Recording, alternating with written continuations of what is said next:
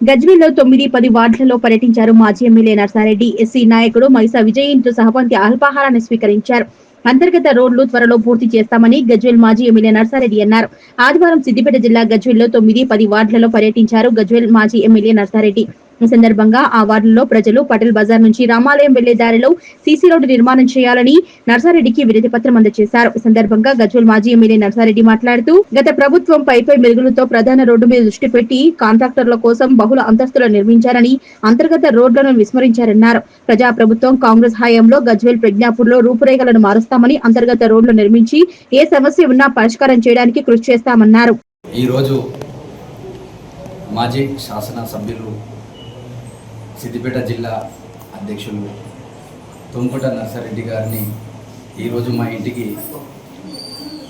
Tiffin అల్పాహారం కోసం ఈరోజు మా ఇంటికి రమ్మనగానే వెంటనే రావడం జరిగింది.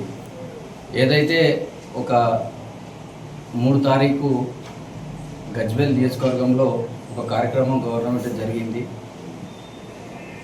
మన రేషన్ కార్డుల పంపిణీ సమయంలో ఒక వ్యక్తి ఏదైతే కాంగ్రెస్లో పనిచేస్తూ సిద్దిపేట జిల్లా ఎస్సీ మోర్చా ప్రెసిడెంట్ అయిన విజయ్ కుమార్ గారు అనేది మా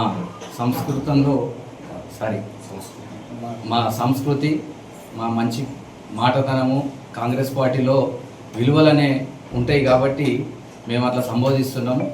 వారు మాత్రం మా ఏదైతే తుంకుట నర్సారెడ్డి మా నాయకులు వారి మీద అవాక్కులు చెవాక్కులు పేలుస్తూ ఏదైతే ఒక సామాజిక వర్గాన్ని మేమున్నాము మా మీద ఇట్లా బట్టలు చింపుతూ దుర్భాషలు ఆడుతూ ఏదేదో మమ్మల్ని కించపరిచే విధంగా చూస్తున్నాడని నర్సారెడ్డి గారిని తన ప్రజలలో ఉన్న ఏదైతే ఆదరణ ఉంది ఇప్పుడు ప్రభుత్వం నడుస్తున్న పథకాల విషయంలో కావచ్చు ఇంకేదైనా కానీ ఈరోజు తుంకుట నర్సారెడ్డి గారు నాయకులు గజ్వేల్ నియోజకవర్గం మొత్తం తిరుగుతూ ఏదైతే సామాజిక వర్గం ఉన్నదో వారినే ఎక్కువగా దగ్గరికి తీసుకుంటూ ప్రతిదీ ఫలాలు అందే విధంగా తిరుగుతున్నట్టు అందరికీ తెలుసు.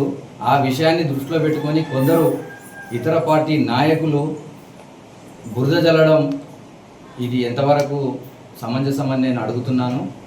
ఏదైతే నర్సారెడ్డి గారు ప్రజలలో ఉంటూ ప్రజలతో మమేకమై ప్రజల పక్షాన్నే నిలుస్తూ ప్రతిదీ వితిన్ సెకండ్లలో ఏ పరిష్కారమైనా తీరుస్తున్నారో అది అందరికీ తెలుసు. ప్రజలు కూడా ఈరోజు కాంగ్రెస్ వైపే చూస్తున్నారు. ఖచ్చితంగా ఈ స్థానిక ఎన్నికలు అయితే ఏదైతే ఉందో జెడ్పీటీసీ కానీ సర్పంచ్ కానీ కౌన్సిలర్ ఎలక్షన్లు కానీ ఖచ్చితంగా కాంగ్రెస్ గుర్తుకు ఓటేయడానికి ఖచ్చితంగా ఉన్నారు. ఎందుకంటే ప్రభుత్వ పథకాలు కావచ్చు కొన్ని తీసుకుంటే చాలా ఉన్నాయి. చెప్పుకుంటే మన ఏదైతే ప్రీతమ ముఖ్యమంత్రి ఉన్నారో వాళ్ళు తీసుకున్నటువంటి నిర్ణయాలు చాలా ప్రజలకు అందుబాటులో ఉన్నాయి, తీరుస్తున్నారు.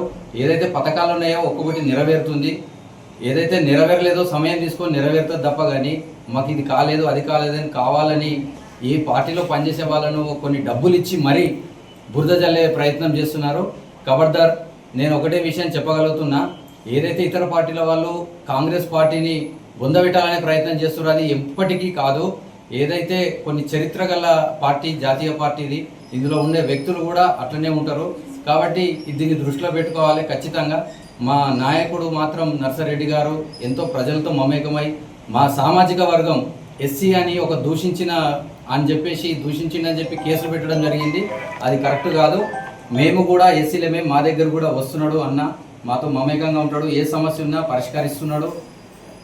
ఎంతమంది ఉన్నా సరే, ఏ ప్రజలలో ఎంతమంది ఉన్నా సరే అందులోకి వెళ్తున్నాడు, రమ్మనగానే పిలవగానే వస్తున్నాడు, సమస్యలు తీరుస్తున్నాడు.